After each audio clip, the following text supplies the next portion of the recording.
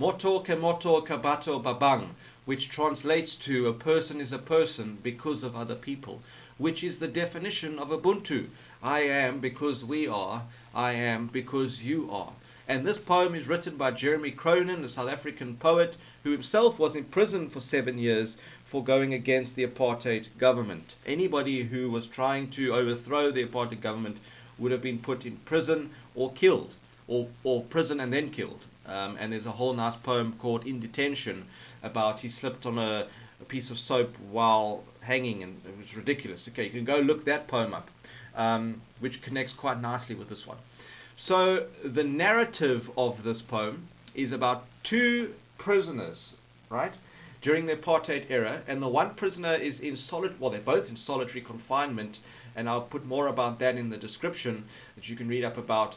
But the one is in his cell, and the other prisoner is outside his cell polishing a door handle at that time, and there is a prison warder around, and they have this conversation without using words, so it's like sign language, a language that they both seem to understand.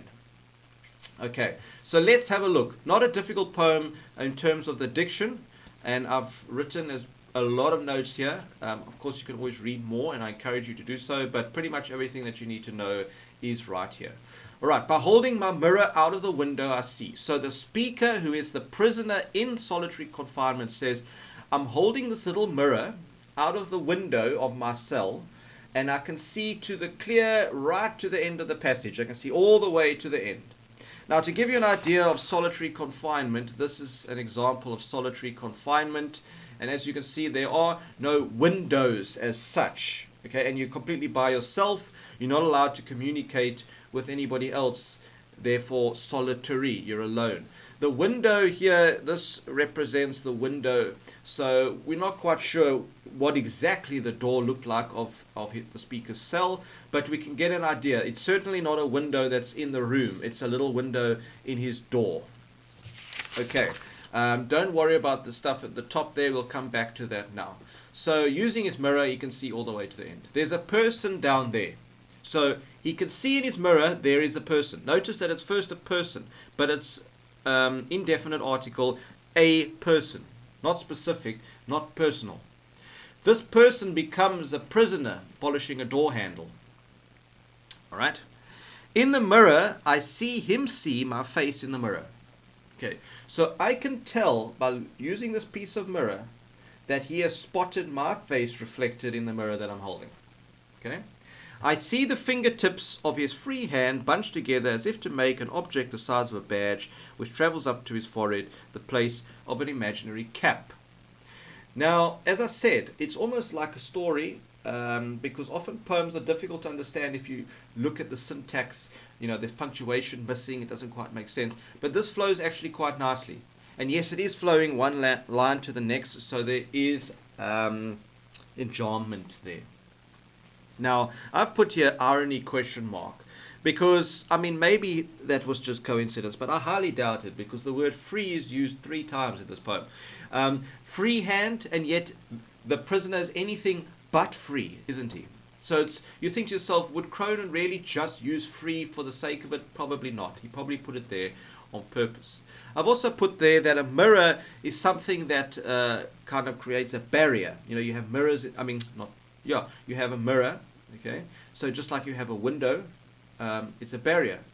Similarly, we've got a door here, and the guy's polishing the door handle, but he can't actually open the door, can he? So that's also kind of isolating, blocking you, keeping you prisoner. It's oppression. Okay. Moving on. This is the conversation that they have. The first bit of the conversation that they have without using any words. He makes a little sign with his fingers, well, with his free hand, okay, and places it at his forehead to signify that there's a man wearing a hat with a badge on it, which we know is a warder, a prison warder, a guard. All right. These brackets here, or parenthesis, if we want to go American, okay, these brackets are a translation for us as the reader of what that means. Okay, they both understand each other. Okay, But just for us as the reader, that's what that means. Notice that these italics here, a warder, is an explanation. So an explanation or translation is in italics, remember that. Moving on to the second stanza, two fingers are extended in a V, okay, and wiggle like two antennae. So this is the second part of the conversation. This is all the man polishing the door handle, speaking, inverted commas. That's, of course, a simile. Notice the spelling of simile, S-I-M-I-L-E, not L-I-E. There's no I on the end. All right, common mistake. Okay, next stanza. A finger of his free hand, you see, free again, irony, like just coincidence, doubted. The free hand makes a watch hand's arc, so he goes like, poof, like that, okay, on the wrist of his polishing arm without disrupting the slow, slow rhythm of his work.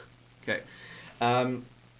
Slow, slow, that hyphenated word showing or slow repeated there to show us that he's not changing the slow movement that he's doing polishing the door handle. He doesn't want to create any or bring any attention to himself. He doesn't want the warder to suddenly see that he's acting differently. Okay, so he doesn't want to bring any attention to what he's doing because he might get caught communicating with the other guy.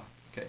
Also, as I mentioned, you want to take it slow because, well, you know, as soon as you finish the job, you're going to go back inside. So you're going to do the job slowly so that you can stay out of your cell for longer. And again, as we expect, here is a conversation. So what does that mean? That means later, maybe later we can speak. Again, in brackets, showing us the translation, but also later meaning, you know, we'll speak later in italics because that is the meaning of this sign language. Okay. Now, next. Oh, free verse in enjambment. We've spoken about enjambment, free verse. It makes sense that the poem is written in free verse because, I mean, like you have two prisoners in solitary confinement during apartheid. It would be a little bit weird if they were talking in iambic pentameter. You know, it doesn't make sense. Okay, it wouldn't work. So the fact that they're having a conversation without even using any words too, I think free verse is the best option right now. Hey, wat maak jy daar? Afrikaans. Okay, and there you thought you're doing an English poem. Okay, it's Afrikaans because that is stereotypical of the police warden at the time in South Africa during the apartheid era. Right? He would have stereotypically been Afrikaans speaking. Okay. Notice now, however, that that is also in italics. But unlike there and there, those are translations. These italics are direct speech. Okay, and I've put there authoritative tone because it is one of authority. He is the only person, this prison guard, who has actually spoken direct words in this poem. He's the only one so far. Okay, which shows that he is the one in power, and only those in power have the ability to talk. Okay. That wat maak jy daar is a voice from around the corner. No, just polishing boss. This is also in italics because it's also direct speech. But this line is now the first time that the prisoner polishing the door handle actually verbally speaks. That is a lie, of course, because he just doesn't want to bring attention to the fact that he's having a conversation with another prisoner. He's not allowed to do that. This boss here, Afrikaans for boss, stereotypical as well of the oppressed people, the non-white people of the time, having to show that they were subservient. That's a nice word. Subservient tone. That means that you'll do whatever you're told. Okay, you're completely at the mercy of somebody else's power. He turns his back to me. Now watch. This now watch, and I've put here in pink, it's an invitation to the reader to be part of the conversation, because it's almost as if the speaker now is saying to us as the reader, watch now. Okay? His free hand, the talkative one, well, that's quite ironic because it's talkative yet it's silent. It hasn't said anything. Okay? They haven't said anything to each other. That, of course, is also personification because a hand can't talk. All right, and there again, free hand. Coincidence? No. The free hand, the talking to one, slips quietly behind his back. Right? Strength, brother, it says. In my mirror, a black fist. Okay, so he's literally made a fist behind his back. And this here, these italics here, are the translation. So interesting. First we had the translation in italics and in brackets. Similarly, we had that again. Then we had italics indicating direct speech of the guard and the prisoner polishing the door handle. Now we have the italics without the brackets acting as the translation. The reason why the brackets fall away is because it's saying that, listen, as the reader, you understand now what this line means. It is a translation of what the non-verbal conversation is. Okay, and that strength, brother. Now remember, a black fist was a universal sign of black power in opposition to oppression. It remains so. It's well known. It's common knowledge. Okay, so it's fitting then that Jeremy Cronin used that as part of their conversation. It says that we are together, unity. It says that we are being oppressed now, but we will rise up. We will be free one day. We have to remain hopeful. We cannot give up. I am with this. I'm with you, sorry, in this. We're in this together. We're in this together. And that goes nicely with the title about Ubuntu, isn't it? I am because you are.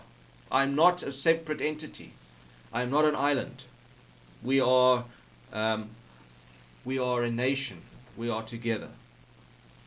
Okay? And that is the end of the poem. At the bottom here, I've put, as readers, we are invited to imagine how the human connection described in the scene would have provided the speaker with comfort, strength, and encouragement. This scene demonstrates Ubuntu right in action. And that is just a summary of what I mentioned about the italics changing in the lines. And I've said there that the poem is commenting on sound by actually emphasizing its absence, because there isn't any except for this line over here and that line over there. Going back right to the top of the page, guys always want to know, so what is the tone, what is the mood? Well, the tone is defiance or sardonic. Sardonic is a nice word.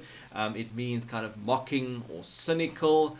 And the mood, without a doubt, is hopeful, because it is, listen, we're struggling now. We know we don't have opportunity to go for a trial. They could be in prison for up to 90 days without ever having a lawyer or a trial or anything like that, so they could be innocent.